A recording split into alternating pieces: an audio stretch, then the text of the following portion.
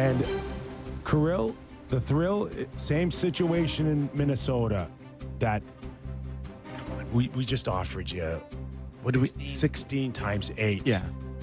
And you don't want it. So I need to find out if you're going to sign or embarrass us and walk out the door for nothing. I cannot allow that. Okay? We can't. You got to protect the team. You got to protect the future. You cannot just leave July 1st and have me holding my you-know-what in my hand. I think it's different cases between Kaprizov and David. Like, Why? I don't think, Why? Because They're I the don't best think players. But I don't think the Wild have a chance to win the Stanley Cup this year. The Edmonton Oilers do have a chance to win the Stanley Cup this year. So, like, you're foregoing a chance at a cup by trading the best player in the league at the deadline, as opposed. I feel like Kaprizov and McDavid.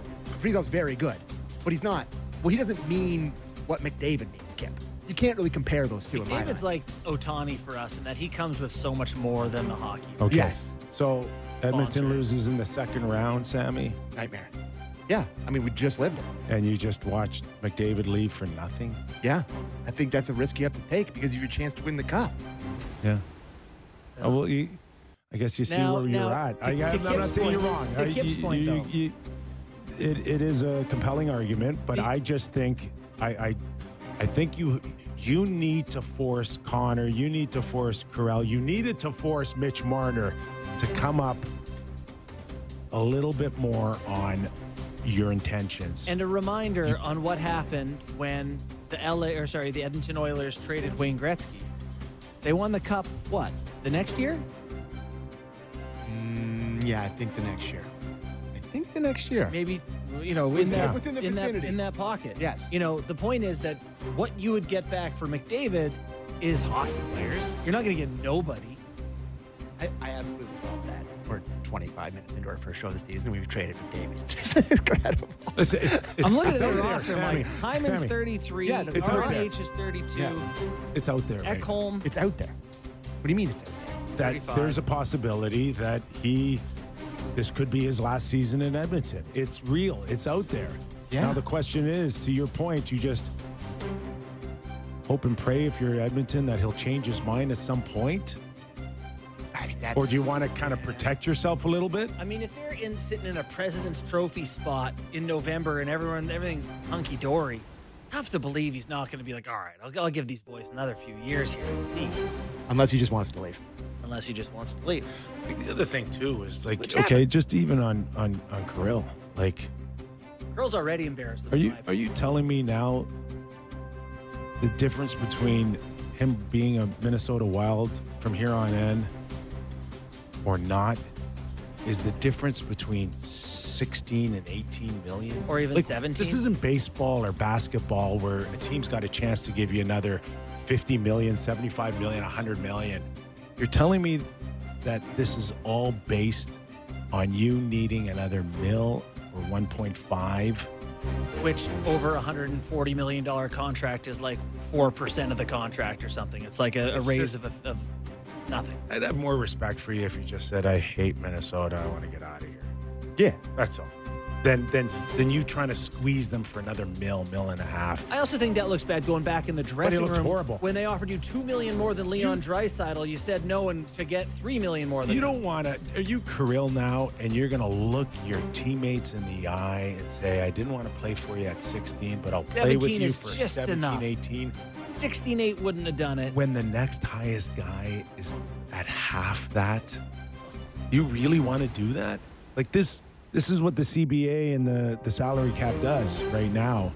It pins you against yourself. It can make you very greedy, especially with your teammates, the guys that you got to go out there and battle with, and guys that have to watch your back. That you didn't think I was worthy to play with at 16 million, but now I am at 18 million, and all you did was cost ourselves a better chance to beef up our lineup. Kirill gets traded this Doesn't work. He gets traded. Not in the NHL. Not under today's scope. Okay, the salary cap pins guys against each other in that dressing room. Kirill does not want to be a teammate of the Minnesota Wild. He's Highest holding paid out for forward they have every is dollar. 7. Highest paid forward they have is $7 million. 7. Boldy, by the way, who's the star. And now this guy's going to come in and say 16 ain't enough. Okay. Try to win, boys. Try to win. Go team, go. But I mean, yeah, that was a pretty targeted leak of that information. I'm sure a lot of the people weren't very thrilled with that happened. And then you start seeing like he might get traded, stuff that comes out right away that they potentially trade him. It's a tough sell, but I don't know. Krill makes 9 this year. So yeah, it's a huge race. Yeah. He's looking for double. So let's do prediction time. How about this? Impromptu true or false? 2026, 2027 season, Connor McDavid is a member of the Edmonton Oilers. True or false? True. I'm not saying that he won't sign. True or false? I will say that there's a better chance that he'll be in another uniform this time next year. 51% non-Oiler. Yeah. I just don't see him. I don't see an answer. I don't see the light on what he needs to see to say I'm in. Wait, let me ask you this: Does he come off as a guy that loves talking to the media? Seems like every single time is an absolute chore, and he just really gets grumpy and does not like doing it. Okay, so for him to bring this on himself at every press conference that he does, every new city he goes into, the whole season, there must be some doubt in his mind that he's like, if he's willing to go through this. I also think, though, Sam, that he's clearing the path for the regular season to not have to do it then. He can say, I've done this. Yeah, but see previous answers. he's still gonna get asked. I think it'll be, is there anything new on this? No. Okay. Yeah. I think he's powerful enough where But I guess he says, don't ask me. You're not asking. But I guess Marner didn't get asked about it everywhere he went last year either. Marner told him I'm not talking. But Marner was good up until the trade deadline. Yeah. And the media. Yeah. It wasn't. It was quiet. It for was sure. quiet. It was quiet. It was quieter than Nylander for sure when we were Way talking about quieter. it. Yeah. And I give Kip credit for that. It's He that, knew we didn't want to talk about it's- it, and he avoided it. It's pretty simple, though. Yeah. It is pretty simple.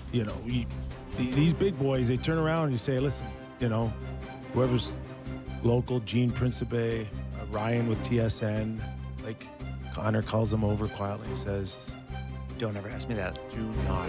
We're done. We're done. Do We're not done bring up my contract. They're respecting it.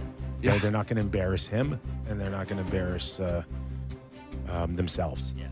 So I think there's a chance it could stay quiet for the next little while.